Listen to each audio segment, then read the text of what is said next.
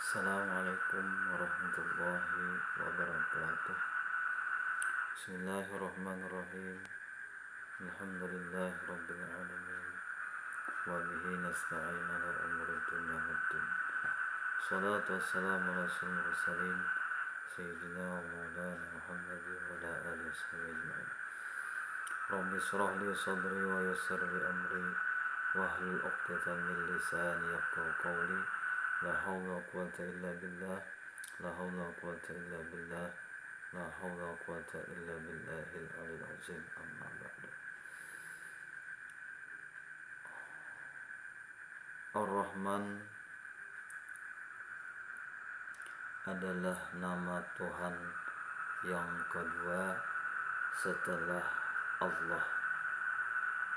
Ar-Rahman ini bermakna yang sangat pengasih penyayang, yang memberikan nikmat-nikmat yang besar, seperti mengadakan kita dari asalnya tidak ada, memberi kita iman, beri kita Islam, beri kita rezeki, beri kita kesehatan, memberi akal, memberi ilmu, dan lain-lainnya. Ar-Rahman adalah orang yang sangat kasih sayang. Ar-Rahman khusus hanya untuk Allah Subhanahu wa ta'ala. Tidak ada satupun makhluk Allah Subhanahu wa ta'ala yang diberi nama olehnya dengan Ar-Rahman. Ar-Rahman ini adalah sebuah nama dari satu zat yang kasih sayangnya tidak bisa digambarkan dan tidak bisa dibayangkan. Oleh karena Ar-Rahman ini nama yang khusus bagi Allah Subhanahu wa ta'ala, maka sebagian ulama mengatakan sebagai makhluk kita tidak boleh memberi nama makhluk lainnya dengan Ar-Rahman, seperti menamai anak, masjid, toko, atau yang lainnya dengan nama Ar-Rahman. Tidak ada satu jua pun yang pengasih penyayang melebihi daripada pengasih penyayangnya Ar-Rahman. Rasulullah SAW sangat luar biasanya kasih sayangnya kepada umat beliau, tapi lebih kasih sayang lagi Allah Subhanahu wa ta'ala kepada hambanya. Sayang seorang ibu terhadap anaknya juga lebih sayang Allah Subhanahu wa ta'ala kepada hambanya. Orang-orang yang mengerti akan kandungan Ar-Rahman, setiap kali ia menyebut nama Ar-Rahman atau mendengar nama Ar-Rahman, hatinya berbunga-bunga rasanya. Senang karena ia mempunyai Tuhan yang kasih sayang terhadap dirinya. Dialah Ar-Rahman yang mengasihi, sayangi. Dialah Ar-Rahman yang mengasih sayangi orang-orang yang kasih sayang, yang selalu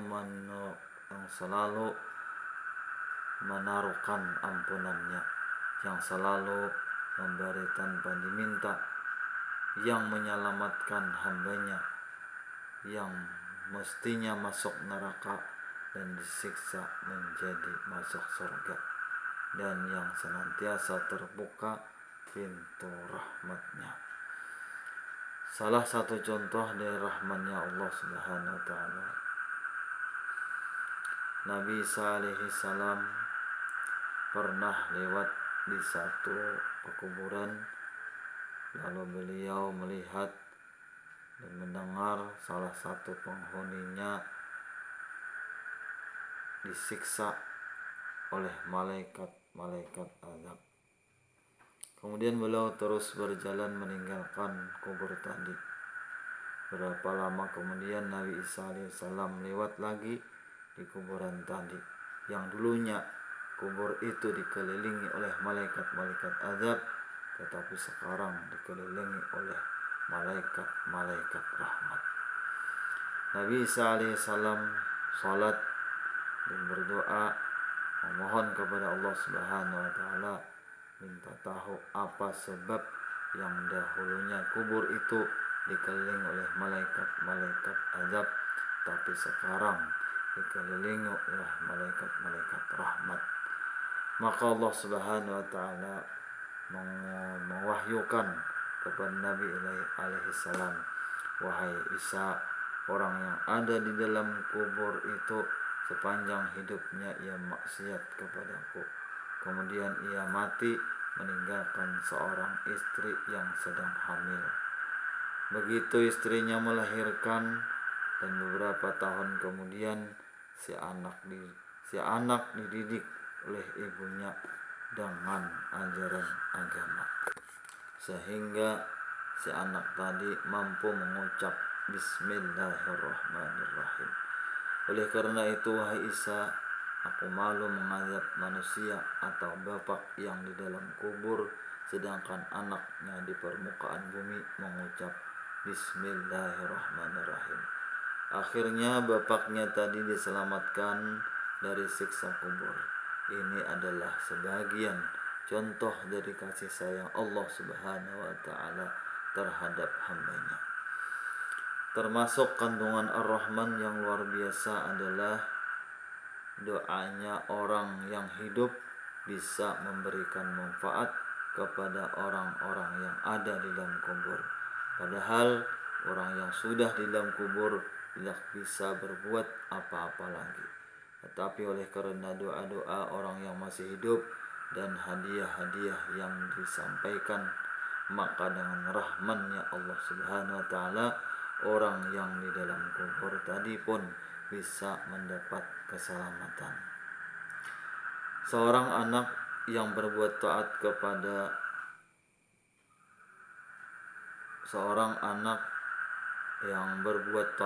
dan kebajikan, maka orang tuanya yang ada di dalam kubur mendapatkan pahala, walaupun anak itu tidak mendoakan orang tuanya. Dan juga apabila seorang anak berbuat taat, maka orang tuanya pun akan memperoleh pahala, sekalipun ia tidak pernah menyuruh anaknya untuk berbuat taat. Karena orang tua adalah sebab keberadaan anak tadi. Tetapi sebaliknya dengan Ar-Rahman Allah Subhanahu wa taala, apabila orang tua meninggal dunia dan si anak masih kecil, belum mukallaf, kemudian si anak menjadi dewasa dan melakukan maksiat, maka hanya anaklah yang dapat dosa, sedangkan orang tuanya terhindar dari dosa yang dilakukan oleh anaknya. Wallahu a'lam bishawab. Mudahan ada manfaatnya. Assalamualaikum warahmatullahi wabarakatuh.